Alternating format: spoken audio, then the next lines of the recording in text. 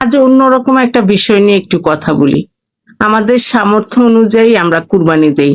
তারা যেহেতু তিন ভাই, আমার স্বামীরা যেহেতু তিন ভাই, তারা তিন ভাই একটা গরু দেন, সবসময় দেখেছি সামর্থ্য অনুযায়ী। আমরা কিন্তু আহামরি বড় লোক না।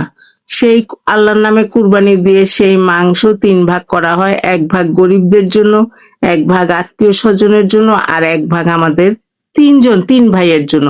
তো তিন ভাইয়ের মাংস থেকে আমরা প্রায় 20 থেকে 25 কেজি মাংস প্রথম দিনে রান্না করি, যেহেতু আমরা যৌথ পরিবারের। এরপরে যেটা থাকে সেটা কিন্তু আহামরি বেশি বেশি কিছু না, কিন্তু গরিবদের জন্য যেটা রাখা হয় সেটা আমি নিজে প্রায় প্রায় দেই। আমি সবাইকে যতটুকু দরকার ততটুকু দেই, তাছাড়া এর চেয়ে বেশিও দেই, মানে ঘরের থেকেও দেই। কিন্তু এবার দেখলাম ফেসবুকে এটা নিয়ে বেশ কতগুলো পোস্ট। একজনকে দেখলাম বাড়িওয়ালাকে অভিশাপ দিচ্ছে মাংস না দেওয়াতে। আমি জানি না ওই বাড়িওয়ালার সামর্থ্য কেমন, কিন্তু আমাদের সামর্থ্য সীমিত।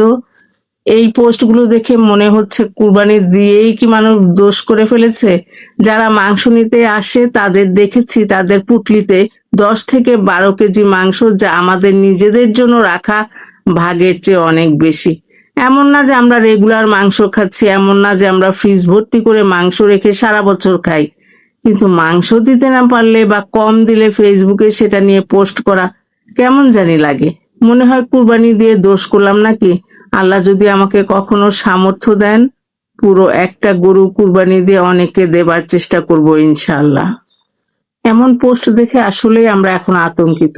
আপনাদের মতামত কি জানাবেন। আল্লাহ সবাইকে সঠিক বুঝ দান করুক, এই দোয়াই করি।